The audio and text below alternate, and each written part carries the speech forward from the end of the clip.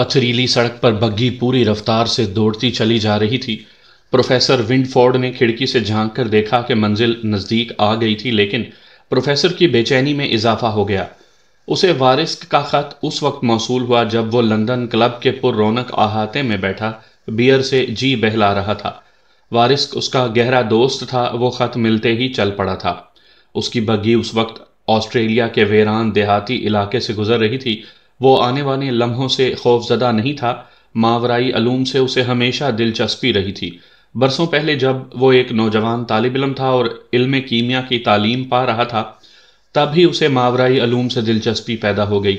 और यही वो बात थी जो उसकी और नवाब वारिस्क की दोस्ती का बाइस बनी थी।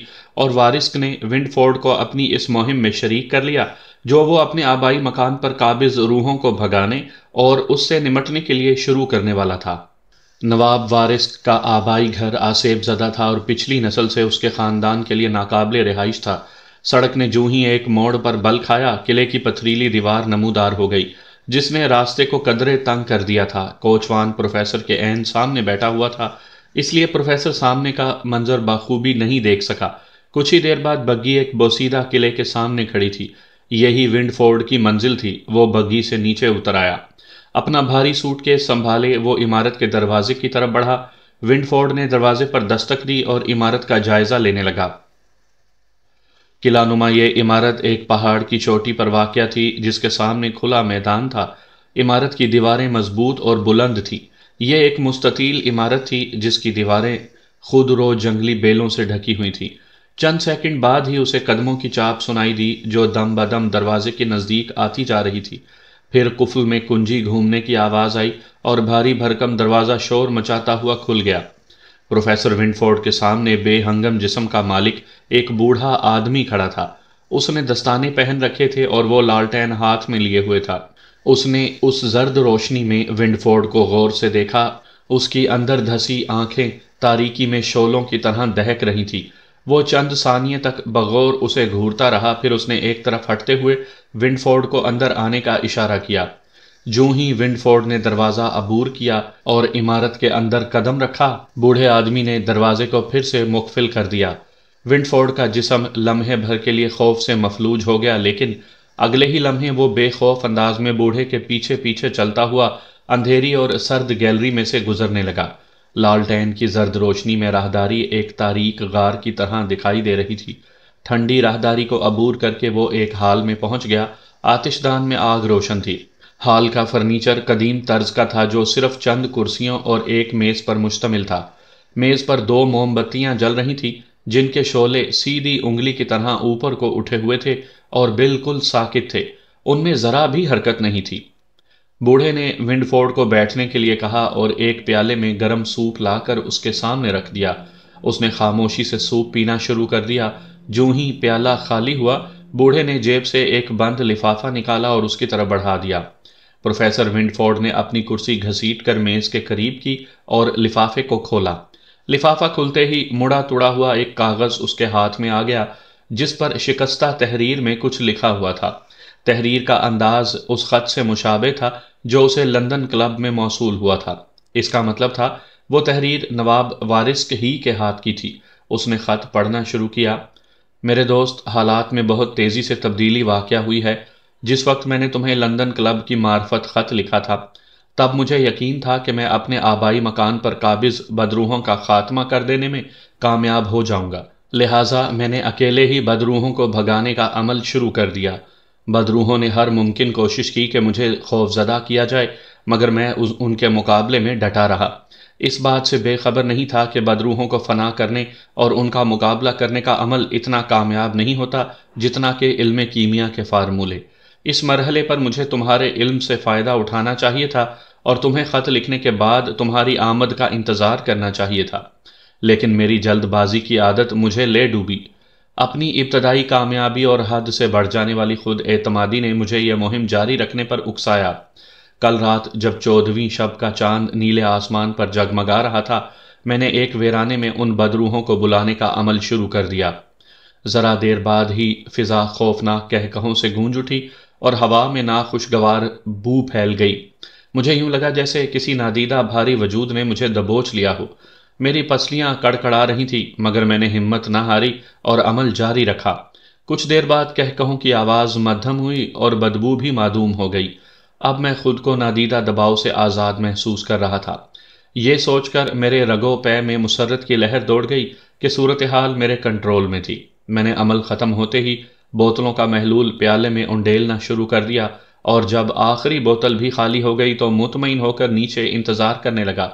لیکن پھر جو کچھ ہوا وہ میری توقع کے برعکس تھا۔ محلول آہستہ آہستہ پکنے کے بجائے ایک دم ابلا اور بھاپ بن کر پیالے میں سے غائب ہو گیا۔ میں یکدم ہی نڈھال ہو گیا۔ مجھے اپنی غلطی کا احساس ہو چکا تھا، لیکن یہ پشیمانی بعد از وقت تھی۔ روحوں نے یکدم ہی مجھے گھیر لیا۔ اب میرے لیے اس کمرے سے نکلنا اور روحوں سے بچنا محال ہو چکا ہے۔ مجھے اپنے جسم سے جان نکلتی محسوس ہو رہی ہے۔ کمزوری بڑھتی جا رہی ہے، شاید میں قریب المرگ ہوں۔ میرا ملازم کارل، جس پر آسیب کا ذرا بھی اثر نہیں ہوتا، تمہاری خدمت کے لیے موجود ہے۔ تم مجھے اس سحر زدہ ماحول سے نکالنے میں میری مدد کرو۔ کارل تمہیں میرے کمرے میں لے آئے گا، جانے میں تمہیں زندہ ملوں یا مردہ۔ مدد میرے دوست، مدد۔ تحریر بے ربط اور ٹوٹی پھوٹی ہوئی تھی، لیکن اس تحریر سے پروفیسر ونڈفورڈ کو حالات سمجھ لینے میں ذرا بھی دشواری نہ ہوئی۔ خط تہہ کر کے اس نے جیب میں رکھا اور سر جھکا لیا۔ وہ کچھ سوچ رہا تھا۔ بوڑھا ملازم کارل اپنی نظریں اس کے چہرے پر گاڑے ہوئے تھا، نفرت بھری نظریں جن میں حقارت کا سمندر موجزن تھا، لیکن جو ہی ونڈفورڈ نے اپنا سر اوپر اٹھایا، کارل کے بچڑے سے نفرت کے آثار غائب ہو گئے۔ اب اس کا انداز خوش آمدانہ تھا اور چہرے پر مسکینیت طاری تھی۔ ونڈفورڈ نے کرسی پیچھے کھسکائی اور اٹھتے ہوئے کہا، مجھے اپنے آقا کے کمرے میں لے چلو۔ کارل کی آنکھوں میں تیز چمک ابھری، لیکن فوراً ہی معدوم ہو گئی۔ ایک اندھیری راہداری سے گزر کر وہ دونوں ایک دروازے کے پاس جا پہنچے۔ کارل نے دروازہ کھولا اور تعظیمی انداز میں جھک کر ونڈفورڈ کو اندر جانے کا اشارہ کیا۔ ٹارچ دائیں ہاتھ میں دبائے ونڈفورڈ بے دھڑک کمرے میں داخل ہو گیا۔ وہ جوں ہی کمرے میں گھسا، عقب میں زوردار آواز ہوئی۔ اس نے پلٹ کر دیکھا، دروازہ بند ہو چکا تھا اور اب وہ اکیلا اس کمرے میں کھڑا تھا جسے وہ ٹھیک سے دیکھ بھی نہ پایا تھا۔ ہوا میں نمی اور بدبو تھی، گرد سے اٹے فرش پر چوہے ادھر سے ادھر بھاگ رہے تھے۔ وہ اس کمرے سے گزرتا ہوا دوسرے کمرے میں آ گیا، جہاں جلتی ہوئی چند موم بتیاں تھیں اور آتش دان میں سلگتی آگ تھی، جس کے شعلے دیواروں اور چھت پر بھیانک سایوں کے روپ میں رقصاں تھے۔ کمرے میں صرف ایک کھڑکی تھی جس میں شیشے لگے ہوئے تھے۔ کمرے کے عین وسط میں ایک میز پر ایک کتاب اوندھی رکھی تھی۔ کتاب کے نزدیک ہی رنگدار محلول کی بوتلیں اور ایک سیاہ پتھر کا پیالہ پڑا ہوا تھا۔ دیوار کے ساتھ ایک پلنگ بچھا ہوا تھا جس پر اس کا دوست نواب وارث چت پڑا تھا۔ اس کے بچڑے سے خوف عیاں تھا۔ ونڈفورڈ کو دیکھ کر اس کے خشک ہونٹ خفیف انداز میں لرزے، مگر حلق نے آواز کو گزرنے کا راستہ دینے سے انکار کر دیا۔ وارث شدید کرب کے عالم میں تھا اور بے چینی سے ہاتھ پاؤں مار رہا تھا۔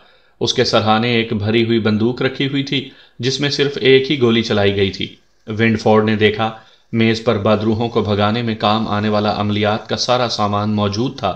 وہ میز کے پاس جا کر کھڑا ہوا تھا۔ بے خیالی میں اس نے میز کے تخت کے نیچے ہاتھ پھیرا تو اس کی انگلیاں کسی سخت چیز سے ٹکرائیں۔ اس نے جھک کر اسے باہر نکال لیا۔ یہ ایک سیاہ ڈائری تھی جسے ٹیپ کی مدد سے میز کی نچلی سطح سے چپکا دیا گیا تھا۔ ونڈفورڈ نے کرسی گھسیٹی، اس پر بیٹھ گیا اور ڈائری کی ورق گردانی کرنے لگا۔ ڈائری کو دیکھ کر اس کی آنکھیں حیرت سے پھیل گئی تھیں۔ ڈائری بیشتر جگہ سے خالی تھی، البتہ کہیں کہیں اس میں طویل اندراجات بھی موجود تھے۔ ڈائری پر جیمز کا نام لکھا ہوا تھا۔ ونڈفورڈ چونک پڑا۔ جیمز اس کے دوست وارث کے باپ کا نام تھا۔ ونڈفورڈ کی نظر ایک صفحے پر جم گئی۔ یہ ایک طویل عبارت تھی۔ اس میں لکھا تھا، میرے چچا کاؤنٹ فلیئر کچھ عرصے سے ریٹائرمنٹ کی زندگی گزار رہے ہیں۔ وہ محل میں گوشہ نشیں ہیں۔ زمینوں کی دیکھ بھال، شکار اور گھڑ سواری کے علاوہ انہیں کوئی شوق نہیں رہا۔ میرے چچا نے مجروح زندگی گزاری ہے۔ میں چونکہ ان کے بھائی کا اکلوتا بیٹا ہوں، لہٰذا انہوں نے میری پرورش اس انداز میں کی ہے جیسے میں ہی ان کا بیٹا ہوں۔ پروفیسر ونڈفورڈ نے ڈائری کے اوراق الٹے۔ چند صفحے خالی تھے۔ پھر ایک جگہ لکھا تھا، میرے چچا کاؤنٹ اس وقت عمر کی اس حد سے تجاوز کر چکے ہیں، انہیں جنگ کی اہمیت کا یکسر احساس نہیں تھا۔ نہ ہی انہوں نے وار فنڈ میں عطیہ دیا، نہ فوجی بھرتی میں لوگوں کے ساتھ کام کیا، اور نہ ہی اپنے نوابانہ اخراجات کم کیے۔ البتہ انہوں نے لندن کے ایک اخبار کو خط ضرور بھیج دیا جس میں لکھا تھا، کہ کسی جنگی مہاجر کو ان کے پاس بھیج دیا جائے تاکہ وہ اس کی مدد کر سکیں۔ اب یہ ایک اتفاق ہی تھا کہ اخبار کی طرف سے جو مہاجر ان کے پاس پہنچا وہ ایک عورت تھی، گونگی عورت۔ وہ بیلجیم کی رہنے والی تھی، اس کی عمر تقریباً 25 برس کی تھی۔ وہ عورت اسی عمارت کے ایک کمرے میں رہنے لگی۔ وہ چمکدار چہرے اور بالوں سے بھرے ہاتھوں کی مالک تھی، صفائی پسند نہ تھی اور بے حد کھاتی اور بے حد سوتی تھی یا پھر صوفے پر بیٹھی کتابیں پڑھتی رہتی تھی۔ اس لڑکی کے آنے سے میرے چچا کی زندگی میں عجیب تبدیلی آ گئی۔ وہ اس میں دلچسپی لینے لگے۔ وہ لڑکی صرف کھانے کے وقت ان کے سامنے آتی تھی اور اپنا چہرہ کچھ سنوار لیتی تھی۔ وہ لڑکی میرے چچا کی توجہ کا ایسا مرکز بنی کہ دھیرے دھیرے چچا اس سے باپ جیسی محبت کرنے لگے۔ جنگ ختم ہو گئی، سارے مہاجرین اپنے اپنے وطن واپس جانے لگے، لیکن اس لڑکی کے بیلجیم جانے کا سوال ہی پیدا نہیں ہوتا تھا۔ میرے چچا نے اسے قانونی طور پر اپنا متنبی یعنی بچہ گود لینا وہ بنا لیا۔ مجھے اس بات کی خبر ہوئی تو سخت افسوس ہوا۔ ایک ایسی شخصیت کو میرے مقابلے میں ترجیح دی گئی تھی جو گنواروں کی طرح رہتی تھی اور انہی کی طرح حرکتیں کرتی تھی۔ بہرحال اس کے باوجود میں ہر سال یہاں آتا رہا۔ میں چچا پر اپنی ناراضگی کا اظہار نہیں کرنا چاہتا تھا۔ ڈائری کا ورک اس جگہ پہنچ کر ختم ہو گیا تھا۔ ونڈفورڈ نے مزید اوراق پلٹے، ایک جگہ وہ رک گیا۔ اب میں یہاں 3 برس بعد آیا ہوں اور ارادہ ہے کہ ایک ہفتہ یہاں رک کر واپس چلا جاؤں، لیکن جس شام میں یہاں پہنچا تو رات کے کھانے پر دیکھا کہ چچا کچھ پریشان سے تھے، جیسے اندر ہی اندر کوئی کرب انہیں کھائے چلا جا رہا ہو۔ وہ بیلجیم لڑکی اس طرح ہٹی کٹی تھی بلکہ اب عورت نظر آنے لگی تھی۔ کھانے کے دوران چچا نے مجھ سے سرگوشی میں کہا کہ میں انہیں ان کے کمرے میں ملوں۔ مجھے یوں لگا جیسے وہ اپنی جائیداد والے فیصلے پر پشیمان ہوں اور اسی بارے میں مجھ سے کچھ گفتگو کرنا چاہتے ہوں۔ اسی وقت آتش دان میں لکڑی چٹکنے کی آواز آئی۔ میں نے خاموش ہو کر پہلے اس کی طرف دیکھا، پھر چچا کی طرف، اور کرسی گھسیٹ کر ان کے پاس بیٹھ گیا۔ چچا کاؤنٹ فلیئر نے جو کچھ مجھے بتایا اس کا خلاصہ یہ تھا کہ آج سے 25 برس پیشتر انہوں نے ایک خاتون ہاؤس کیپر کو ملازم رکھا تھا۔ اس دراز قد ہاؤس کیپر کی عمر 30 کے لگ بھگ تھی۔ چچا نے مجھے اس کے چال چلن کے بارے میں تو کچھ نہ بتایا، البتہ یہ ضرور کہا کہ وہ عورت بعض غیبی طاقتوں کی مالک تھی۔ وقت گزرتا گیا۔ ایک دن وہ عورت چچا کے پاس آئی اور کہا، میں تمہارے بچے کی ماں بننے والی ہوں، میری کوکھ میں تمہارا بچہ پرورش پا رہا ہے۔ اس عورت کو امید تھی کہ چچا ان سے شادی کر لیں گے، مگر وہ یہ سن کر برہم ہو گئے۔ چچا نے اسے صرف اس وقت تک محل میں ٹھہرنے کی اجازت دی جب تک بچہ پیدا نہیں ہو جاتا۔ اس عورت نے چچا کی برہمی کو نظر انداز کر دیا اور کسی پر اسرار زبان میں کچھ بڑبڑانے لگی۔ چچا نے اس عورت کو محل کے ایک دور افتادہ حصے میں منتقل کر دیا اور ایک نئی خاتون ہاؤس کیپر رکھ لی۔ چند ماہ بعد اس عورت نے ایک لڑکے کو جنم دیا۔ ملازم کی زبانی چچا کو علم ہوا کہ عورت قریب المرگ ہے اور انہیں یاد کرتی ہے۔ چچا اگرچہ اس سے متنفر تھے تاہم اس سے ملنے چلے گئے۔ انہیں دیکھتے ہی وہ عورت پھر بڑبڑا اٹھی اور چچا کو دکھاتے ہوئے بولی، یہ لڑکا تمہارا جانشین ہے۔ میں نے اس لڑکے کو بتا دیا ہے کہ مستقبل میں اسے کیا کرنا ہے اور مجھے یقین ہے کہ یہ لڑکا واقعی میرا بچہ ثابت ہوگا۔ یہ میرا انتقام تم سے اور تمہاری اولاد سے لے گا۔ میری روح اس کی مدد کرے گی۔ عورت کا تیز لہجہ اور بگڑے تیور دیکھ کر چچا سہم گئے، لیکن انہوں نے صاف کہہ دیا کہ ایک ناجائز بچہ ان کا جانشین نہیں ہو سکتا۔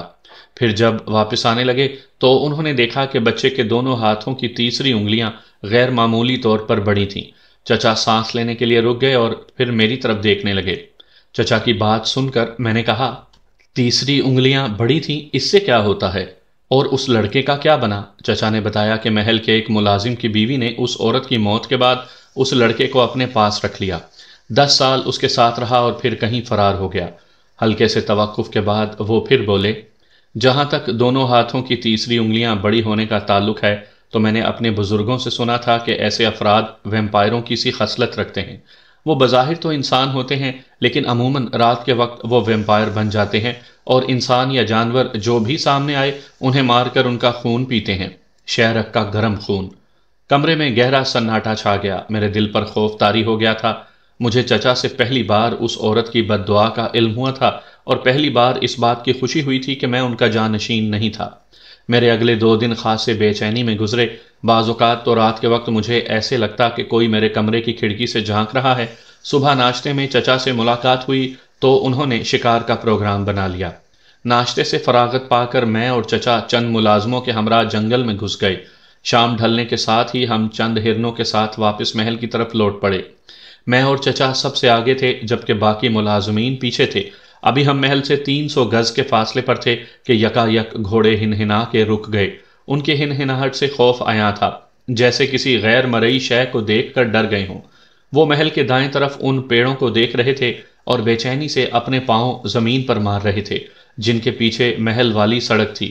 گھوڑوں کی ہنہناہٹ کے ساتھ ہی درختوں کے اس پار سے ایک بھیانک غراہٹ سنائی دی، اور پھر پروں کی پھڑپڑاہٹ۔ آواز کا انداز ایسا ہی تھا جیسے کوئی روتے روتے ہنس پڑا ہو۔ غراہٹ سن کر میرے رونگٹے کھڑے ہو گئے۔ فضا میں خاموشی طاری ہو گئی، گہری پاگل کر دینے والی خاموشی جو انسان کے اعصاب کو شکستہ کر ڈالے۔ اس خاموشی میں مجھے اپنا دل دھڑکنے کی آواز صاف سنائی دے رہی تھی۔ یکا یک چچا نے گھوڑے سے چھلانگ لگائی اور درختوں کی طرف لپکے۔ میں ان کے پیچھے تھا اور میرے پیچھے دوسرے تمام ملازمین تھے۔ درختوں کے اس پار میدان میں کپڑوں کا ایک ڈھیر سا پڑا ہوا تھا۔ ہم اس کے قریب پہنچے تو پتا چلا یہ وہی بیلجین لڑکی تھی جسے چچا نے اپنا متنبی بنا لیا تھا۔ اس کی آنکھیں خوف سے باہر کی جانب ابل رہی تھیں اور نرخرے کا گوشت بری طرح چبا لیا گیا تھا۔ اس کے چہرے کے خد و خال مسخ ہو کر رہ گئے تھے، وہ مر چکی تھی۔ چچا دھاڑیں مارتے ہوئے اس پر گر گئے۔ ڈائری کی عبارت یہاں پہنچ کر ختم ہو گئی تھی۔ ونڈفورڈ نے ایک ٹھنڈا سانس لیا اور ڈائری کے باقی ماندہ اوراق الٹنے لگا۔ سارے صفحے سادہ تھے، صرف آخری صفحے پر 2-3 سطریں لکھی ہوئی تھیں۔ لکھا تھا، اس بیلجین لڑکی کی موت کے بعد اب میں لارڈ فلیر کی جائیداد کا مالک ہوں۔ ونڈفورڈ نے معنی خیز انداز میں سر ہلایا، پھر اس کے لبوں پر زہریلی مسکراہٹ پھیل گئی۔ وہ معاملے کی تہہ تک پہنچ گیا تھا۔ سامعین کرام، آپ سن رہے ہیں ایک خوفناک اور بھیانک اردو کہانی جس کا نام ہے آسیب، اور یہ ایک مکمل کہانی ہے۔ مجھے امید ہے آپ کو میری یہ کاوش پسند آئے گی۔ آپ نے اگر ابھی تک میرا چینل مائی وائس سبسکرائب نہیں کیا تو ابھی میرے چینل کو سبسکرائب کر کے بیل نوٹیفیکیشن آن کر لیجئے تاکہ آنے والی ہر نئی کہانی کی اطلاع بر وقت آپ تک پہنچ سکے۔ لارڈ جیمز کے بیٹے وارسک کے کمرے میں اسی میز پر عملیات کا سارا سامان موجود تھا۔ ونڈفورڈ نے گہری نظر سے ان کا جائزہ لیا اور میز کی طرف بڑھا۔ وارسک کی حالت اس دوران میں مزید خراب ہو چکی تھی اور اس کا جسم تشنجی انداز میں مڑ گیا۔ وہ بار بار تکیے پر اپنا سر مار رہا تھا اور گردن اس طرح ادھر ادھر گھما رہا تھا جیسے کسی نادیدہ ہاتھ کی گرفت میں آنے سے بچنے کی کوشش کر رہا ہو۔ ونڈفورڈ ماورائی علوم کا ماہر تھا۔ اس نے عمر عزیز کا ایک طویل عرصہ اس علم کے رموز سربستہ کھولنے میں گزارا تھا۔ وہ جلد ہی عالم ارواح سے رابطہ قائم کرنے میں کامیاب ہو گیا۔ اب وہ سب کچھ دیکھ رہا تھا جو ایک عام انسان کی آنکھ نہیں دیکھ سکتی تھی۔ وارسک کے بستر پر فضا میں ایک سیاہ ہیولا چکر کاٹ رہا تھا، ایک انسانی خون چوسنے والی بدروح جو اپنی بقا کے لیے وارسک کے باقی ماندہ سانسوں کا سہارا لینا چاہتی تھی۔ اس کا مدھم ہیولا بے جان لوتھڑے کی طرح ہوا میں تھرک رہا تھا اور بار بار وارسک کی طرف لپک رہا تھا۔ پروفیسر ونڈفورڈ زیر لب بڑبڑایا اور بدروح کے خاتمے کے عمل میں مصروف ہو گیا۔ اسے اپنا عمل شروع کیے چند منٹ بھی نہ گزرے تھے کہ اسی وقت اچانک ایک تیز آہٹ ہوئی جیسے کوئی پرندہ پھڑ پھڑایا ہو۔ ونڈفورڈ نے چونک کر کھڑکی کی طرف دیکھا۔ زرد چاندنی میں کوے کی بڑی بڑی سرخ آنکھوں میں سے آگ سی نکل رہی تھی۔ اس کے پنجے کسی خنجر کی طرح نوکیلے تھے۔ کوے نے ونڈفورڈ کو اپنی جانب گھورتے دیکھا تو غصیلے انداز میں چلایا اور اپنے پنجے شیشے میں گاڑ دیے۔ اس کی منحوس اور مکروہ آواز ونڈفورڈ کے کانوں میں گرم سلاخیں بن کر اتر گئیں۔ اس سے پہلے کہ وہ سنبھلتا، یکا یک ایک زوردار چھناکا ہوا، کھڑکی کا شیشہ ٹوٹ گیا۔ ونڈفورڈ سہم کر پیچھے ہٹ گیا، لیکن اس کے ہونٹ اب بھی مسلسل حرکت میں تھے۔ اس نے عمل پڑنا بند نہیں کیا تھا۔ بھیانک پرندہ اپنے وزنی اور بھدے پروں کو پھڑ پھڑاتا ہوا کمرے میں آ گیا اور کری آواز میں چیختا ہوا اس طرح اس پر حملہ آور ہوا جیسے اس کی گردن ادھیڑ دینا چاہتا ہو، لیکن وہ کوشش کے باوجود اس کے قریب نہ آ سکا۔ جو عمل وہ پڑ رہا تھا اس نے اس کے گرد دیوار سی بنا دی تھی جو نادیدہ تھی۔ پہاڑی کوا بار بار اس پر جھپٹتا لیکن اس نادیدہ دیوار سے ٹکرا کر پیچھے ہٹ جاتا۔ اس پر جھنجھلاہٹ سوار ہو گئی۔ سیاہ پہاڑی کوے نے ایک مرتبہ پھر اس پر جھپٹنے کے لیے پر تولے، لیکن پھر اس کے سر پر ایک چکر کاٹ کر بھدی آواز میں چیختا ہوا ٹوٹی ہوئی کھڑکی سے باہر چلا گیا۔ کمرے میں یکلخت ہی خاموشی چھا گئی تھی۔ ونڈفورڈ پھر سے عمل میں مصروف ہو گیا۔ وارث کے بستر پر فضا میں چکر کھاتی بدروح نے اپنی جگہ بدل لی۔ وہ وارث کے بجائے اب اس کے سر پر منڈلا رہی تھی۔ ونڈفورڈ کے لبوں کی حرکت میں تیزی آ گئی۔ اب اس کی اور وارث کی جان اسی صورت میں بچ سکتی تھی کہ عمل جلد از جلد مکمل کر لیا جائے، لیکن جلد بازی میں خود کو بھی نقصان پہنچنے کا احتمال تھا۔ یہ عین ممکن تھا کہ وہ خود بھی اس حالت کو پہنچ جاتا جس سے وارث دوچار تھا۔ اس خطرے سے بچاؤ کی صرف ایک ہی صورت تھی، اور وہ یہ کہ عمل نہایت احتیاط سے اور بالکل ٹھیک طریقے سے کیا جائے۔ اس نے اپنی کلائی پر بندھی چمکیلے ڈائل والی گھڑی پر نظر ڈالی۔ کیمیائی عمل کا وقت ہو چکا تھا۔ وہ فوراً ہی اپنے کام میں جٹ گیا۔ اس نے پہلی بوتل کھولی اور اس کا محلول پیالے میں انڈیلنا شروع کر دیا۔ جو ہی محلول کا آخری قطرہ پیالے میں پہنچا، کمرہ یکا یک ہی خوفناک قہقہوں سے بھر گیا۔ چند ثانیے تک کمرے میں دہشتناک قہقہے گونجتے رہے، پھر ایک دم خاموشی چھا گئی۔ محلول پک رہا تھا اور اس کی بو پورے کمرے میں چکراتی پھر رہی تھی۔ ذرا دیر بعد ہی کمرہ بھاپ سے بھر گیا۔ قہقہے ایک بار پھر گونج اٹھے اور بدرو کا سایہ ونڈفورڈ کے سر پر منڈلانے لگا۔ پھر دھیرے دھیرے اس کا لمس اسے اپنے گرد اور منہ کے قریب محسوس ہونے لگا۔ اس نے گھڑی پر نظر ڈالی۔ ابھی 5 سیکنڈز باقی تھے۔ ایک محلول کو پیالے میں انڈیلنے کے بعد دوسرا محلول پیالے میں ڈالنے کے لیے چند سیکنڈ کا وقفہ ضروری تھا، اور یہی غلطی وارث سے ہوئی تھی۔ اس نے وقفہ دیے بغیر دونوں محلول پیالے میں انڈیلے اور پھر اس حالت کو پہنچ گیا۔ 1 سیکنڈ اور گزر گیا۔ ابھی 4 سیکنڈز باقی تھے۔ اس نے محلول کی آخری بوتل کو مضبوطی سے پکڑ لیا۔ یہ 4 سیکنڈ اسے 4 صدی کے برابر لگ رہے تھے۔ گھڑی کی سیکنڈ کی سوئی جیسے ہانپتے ہوئے آگے بڑھ رہی تھی، صحرا میں بھٹکنے والے اس مسافر کی طرح جو بھوک پیاس سے نڈھال ہو اور تپتی ریت میں سینے کے بل آگے کی جانب رینگ رہا ہو۔ بالآخر 4 سیکنڈز بھی گزر گئے۔ ونڈفورڈ نے پھرتی سے ہاتھ میں پکڑی بوتل کا محلول پیالے میں انڈیل دیا۔ 1 ثانیے کی تاخیر بھی مہلک ثابت ہو سکتی تھی، وارث کے ساتھ ہی خود اس کے حق میں بھی۔ جو ہی محلول کا آخری قطرہ پیالے میں پہنچا، محلول ابلنے لگا۔ اس میں نیلے رنگ کے بلبلے نمودار ہو گئے۔ ونڈفورڈ کی پیشانی پسینے سے بھیگ گئی۔ اس کی زندگی کا دار و مدار اس عمل کی کامیابی پر تھا۔ ناکامی کی صورت میں وہ اس کے تصور سے بھی کانپ کر رہ گیا۔ اس کی پشت پر قمیض پسینے میں بھیگ کر اس کی جلد سے چپک گئی تھی۔ اس نے کمرے کی چھت کی طرف دیکھا۔ سیاہ مدھم ہیولا اپنا بھیانک منہ پھاڑے اسے شعلہ بار نظروں سے گھور رہا تھا۔ انداز ایسا ہی تھا جیسے ایک دم ہی اس پر جھپٹ پڑے گا۔ اچانک پیالے میں موجود بلبلے پھٹے۔ ایک تیز چمکدار شعلہ محلول میں سے نکلا اور چھت سے جا ٹکرایا۔ کمرے میں دھماکوں کی آواز گونج اٹھی۔ یہ بلبلوں کے پھٹنے کی آوازیں تھیں۔ پھر محلول میں سے دھوئیں کا ایک چکراتا ہوا مرغولا نکلا، اور پلک جھپکتے میں اس نے کمرے کی ہر چیز کو ڈھانپ لیا۔ دھوئیں کا حجم دم بدم بڑھتا ہی جا رہا تھا۔ ونڈفورڈ نے آنکھیں پھاڑ کے چاروں طرف دیکھنا چاہا، لیکن دبیز دھند میں اسے کچھ بھی نظر نہ آیا۔ اب دھواں اور بھی گہرا ہو گیا۔ اس کا دم گھٹنے لگا۔ اس کے پھیپھڑے آکسیجن کی کمی کا شکار ہو گئے تھے۔ کوشش کے باوجود اسے کچھ بھی نظر نہیں آ رہا تھا۔ ہر چیز دھندلا گئی تھی۔ تاہم وہ لڑکھڑاتا ہوا اندازے سے کھڑکی کے نزدیک پہنچا اور دھکا دے کر اسے کھول دیا تاکہ کھلی ہوا میں سانس لے سکے۔ اس نے کھڑکی سے سر باہر نکال لیا اور طویل سانس لے کر تازہ ہوا پھیپھڑوں میں بھرنے لگا۔ تازہ ہوا کے ٹھنڈے جھونکے اس کے رخساروں سے ٹکرائے تو ونڈفورڈ کے جسم میں طمانیت کی لہر دوڑ گئی۔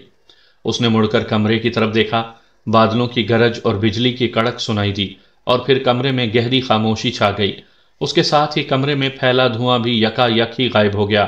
ونڈفورڈ نے چھت کی طرف دیکھا۔ سیاہ مدھم ہیولا غائب ہو چکا تھا۔ اس کے لبوں پر بے ساختہ مسکراہٹ دوڑ گئی۔ اس کا عمل کامیاب رہا تھا۔ آ کراہنے کی ہلکی سی آوازیں اس کی کانوں سے ٹکرائیں۔ ونڈفورڈ چونک اٹھا۔ اس نے مڑ کر وارث کی طرف دیکھا۔ کرہنے کی آواز اسی کے حلق سے نکلی تھی۔ اس کی پلکیں خفیف انداز میں لرزیں، پھر اس نے آنکھیں کھول دیں۔ ونڈفورڈ اس کے قریب چلا گیا۔ اس نے دیکھا وارث کی نظریں کھڑکی پر جمی ہوئی تھیں، خوف زدہ اور وحشت زدہ انداز میں۔ اس نے وارث کی نظروں کا تعاقب کیا تو اسے بھی وہ شے نظر آ گئی جو وارث کو خوف زدہ اور متوحش کر گئی تھی۔ ایک بڑا سیاہ پہاڑی کوا کھڑکی کی چوکھٹ پر بیٹھا اپنے پر پھیلائے نفرت بھری نظروں سے ونڈفورڈ کو دیکھ رہا تھا۔ ونڈفورڈ نے اسے پہچان لیا۔ یہ وہی پہاڑی کوا تھا جو ذرا دیر پہلے اس پر حملہ آور ہوا تھا، لیکن پھر چکراتا ہوا کمرے سے نکل گیا تھا۔ اس کی آنکھوں میں ونڈفورڈ کے لیے نفرت اور حقارت کا الاؤ دہک رہا تھا۔ ونڈفورڈ اسے دیکھ ہی رہا تھا کہ پہاڑی کوے نے خوفناک انداز میں پر پھڑ پڑائے اور ونڈفورڈ کی طرف لپکا۔ اس کے حلق سے بے معنی چیخیں نکل رہی تھیں۔ ونڈفورڈ نے ہاتھ بڑھایا اور وارث کے بستر کے سرہانے پڑی بندوق اٹھا لی۔ پہاڑی کوے نے جوں ہی بندوق اس کے ہاتھ میں دیکھی، وہ اس پر جھپٹ پڑنے کے بجائے کھڑکی کے راستے کمرے سے نکل گیا۔ وہ ناکامی سے بلبلا کر کری آواز میں چیخ رہا تھا اور فضا میں منڈلا رہا تھا۔ ونڈفورڈ کھڑکی کی طرف لپکا۔ اس نے اڑتے ہوئے پہاڑی کوے کا نشانہ لیا اور لبلبی دبا دی۔ ایک زوردار دھماکہ ہوا اور اس کے ساتھ ہی پہاڑی کوا چیختا ہوا ہوا میں کلا بازیاں کھاتا ہوا جنگل میں جا گرا۔ ونڈفورڈ اسے گرتا دیکھ کر مسکرایا، پھر فوراً ہی کمرے سے باہر نکل گیا۔ اس نے وہ جگہ ذہن میں رکھ لی تھی جہاں کوا گرا تھا۔ وہ بلوط کا ایک اونچا درخت تھا جس کی گھنی شاخیں بہت دور تک پھیلی ہوئی تھیں۔ وہ بلوط کے درخت کے پاس پہنچا تو ٹھٹک گیا۔ کوے کی لاش کی جگہ وہاں ایک انسانی جسم مردہ حالت میں پڑا تھا۔ گولی اس کے سینے کو توڑتی ہوئی دل میں اتر گئی تھی۔ وہ مڑی تڑی حالت میں بے حس و حرکت اوندھے منہ زمین پر پڑا تھا۔ اس کو حیرت تھی کہ وہ کوا کہاں چلا گیا اور یہ انسانی لاش کہاں سے آ گئی۔ اس نے لاش کا چہرہ دیکھنے کے لیے اسے پلٹا۔ جیسے ہی لاش کا چہرہ اس کے سامنے آیا وہ ٹھٹک کر پیچھے ہٹ گیا۔ اس کے چہرے کے نقوش حیرت کی زیادتی کے سبب بگڑ گئے تھے۔ اسے لاش کا چہرہ دیکھ کر شدید حیرت کا جھٹکا لگا تھا۔ یہ کارل کا مردہ جسم تھا، وہی بوڑھا کارل جو وارث کا ملازم تھا اور بقول وارث کے اس پر آسیب کا کوئی اثر نہیں ہوتا تھا۔ اسے دیکھتے ہی ونڈفورڈ دہشت زدہ ہو کر پیچھے ہٹ گیا۔ اس کا دل سینے سے اچھل کر حلق میں آ گیا تھا۔ اس کی نظریں کارل کے دونوں ہاتھوں پر جمی ہوئی تھیں۔ اس کے دونوں ہاتھوں کی تیسری انگلیاں غیر معمولی طور پر بڑی تھیں۔ اس کے دیکھتے ہی دیکھتے کارل کی کھوپڑی سکڑ کر چھوٹی ہو گئی، بال جھڑ گئے، چہرہ مسخ ہو گیا اور کٹے پھٹے سیاہ ہونٹوں سے پیلے دانت جھانکنے لگے۔ تو گویا کارل اسی خاتون ہاؤس کیپر کا بیٹا تھا جس نے وارث کے باپ کے چچا کو بد دعا دی تھی۔ وہ بڑبڑایا اور مزید پیچھے ہٹ گیا۔ اس کے نتنوں میں تیز ناگوار سی بو گھس گئی تھی۔ اس نے چونک کر کارل کے مردہ جسم کی طرف دیکھا۔ اس کا گوشت ہڈیوں سے الگ ہو کر نیلے سیال میں تبدیل ہوتا جا رہا تھا۔ یہ ناگوار بو اسی سیال میں سے اٹھ رہی تھی۔ پھر اس کے دیکھتے ہی دیکھتے وہ نیلا سیال مادہ بھاپ بن کر فضا میں اڑ گیا۔ اب وہاں صرف ایک کھوپڑی اور گوشت سے محروم ہڈیوں کا ڈھانچہ رہ گیا تھا۔ ونڈفورڈ نے ایک طویل سانس لی، بندوق شانے پر لٹکائی اور مزمحل انداز میں وارث کے مکان کی جانب بڑھ گیا۔ اس کے قدم سست رفتاری سے اٹھ رہے تھے، یوں جیسے ان میں جان ہی نہ رہی ہو۔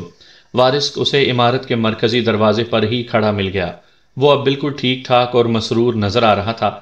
زندگی کے تمام تر رنگ اس کے چہرے پر دھنک بن کر اتر آئے تھے۔ لگتا ہی نہ تھا کہ کچھ دیر پہلے وہ موت سے ہمکنار تھا۔ ونڈفورڈ کا دل چاہا کہ اسے ساری حقیقت سے آگاہ کر دے، لیکن پھر اس نے اپنا یہ ارادہ بدل دیا۔ وارث کا اس حقیقت سے لا علم رہنا ہی بہتر تھا۔ ممکن تھا وہ آگہی کا یہ عذاب نہ جھیل پاتا اور دوبارہ بیمار پڑ جاتا۔